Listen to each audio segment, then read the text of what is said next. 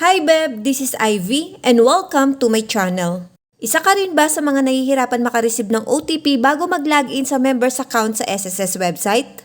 For today's video, panibagong kaalaman na naman ang ibabahagi ko sa inyo. I'm gonna show you the step-by-step process ng pag-enable sa tinatawag nating time-based one-time password na isang added security feature sa My.SSS for individual account. If you are interested na malaman kung paano ito gawin, please keep watching until the end of this video.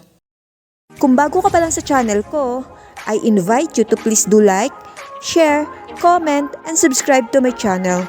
Don't forget to hit the notification bell para updated ka sa mga bago kong video gaya nito. Without any further ado, let's get started.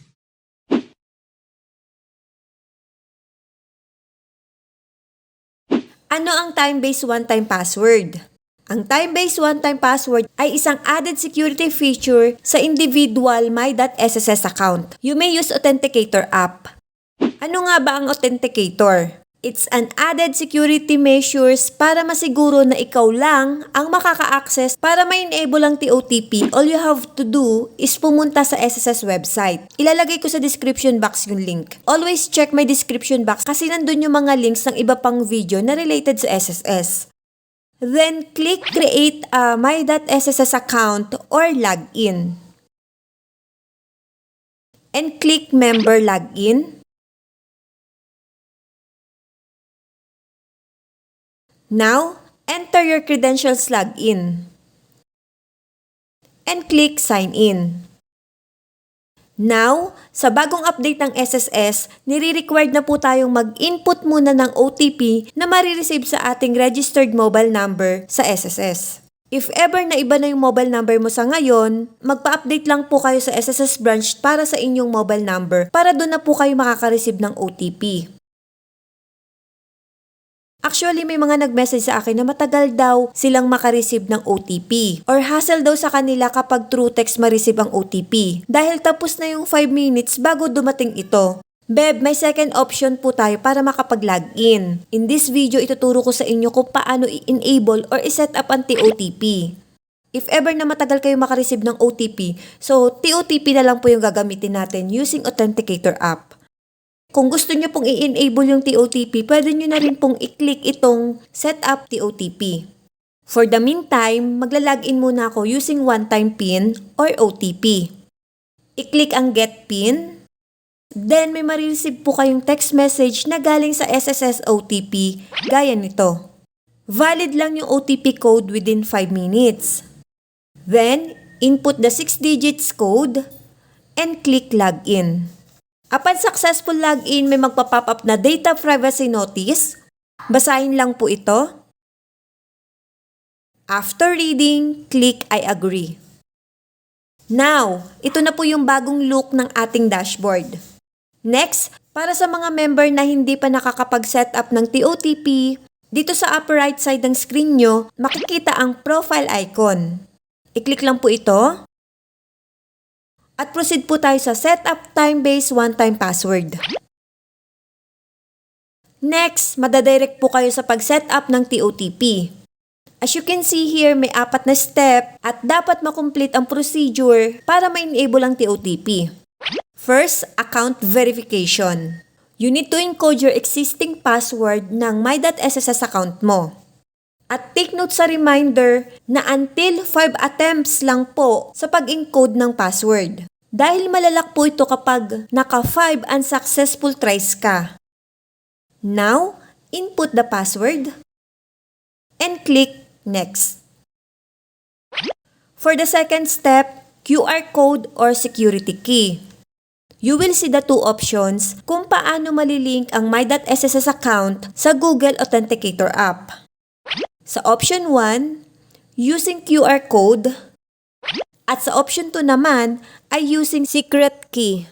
I suggest na i-screenshot nyo po itong step 2 para may backup kayo kapag maglilink na at kakailanganin nyo din po ito sa step 3. By the way, Beb, make sure na malakas ang internet connection nyo para maging visible ang QR code dito.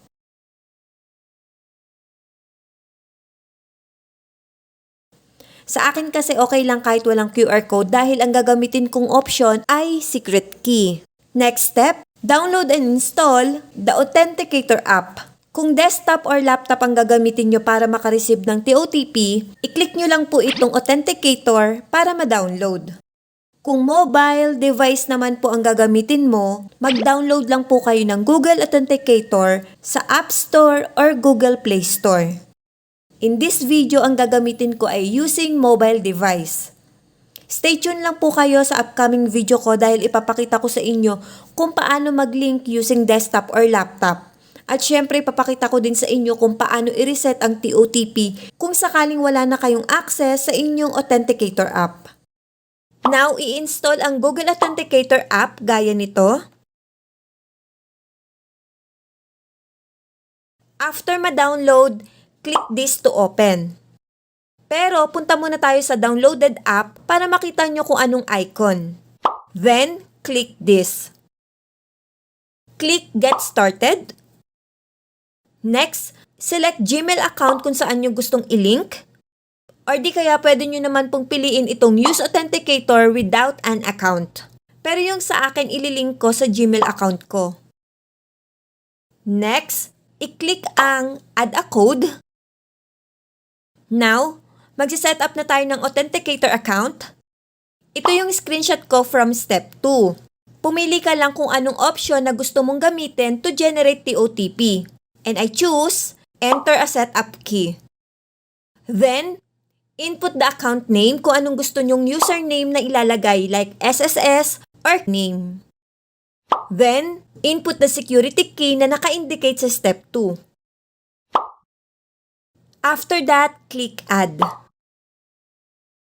Next, ito na po ang generated 6 digits TOTP ang ilalagay natin every time na magla-login sa members my.sss account. Ito ang timer countdown ng validity ng numbers. After 10 seconds, magge-generate ulit ito ng panibagong number. So kung ano po yung active na TOTP, yun po ang ilalagay nyo dito sa one-time PIN. Okay, third step, Authenticator app. If ever naman na may Google Authenticator ka na, ituturo ko naman kung paano mag-add ng account ng TOTP. As you can see here, may nakalink na TOTP at ito yung para sa employer's account namin. So para makapag-add ng panibagong account for TOTP, i-click lang po itong Add button. Click this icon para ma-scan ng QR code. Or di kaya i-click ito para sa secret key. In this video, I prefer security key and click this. Now, input the account name or kung anong gusto nyong username na ilagay dito like SSS or name mo. Next, input the security key na makikita sa step 2.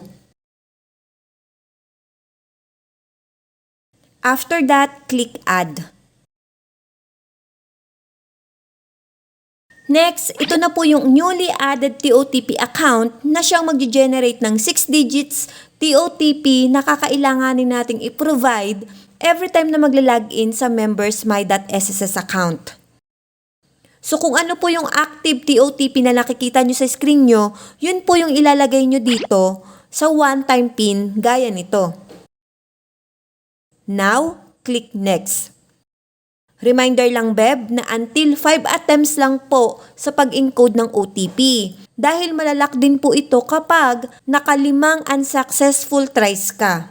Once na magawa mo na yung step 1 to step 3, dito sa step 4 authenticated, ay ino-notify ka na you have successfully enabled the TOTP feature of your my.sss account.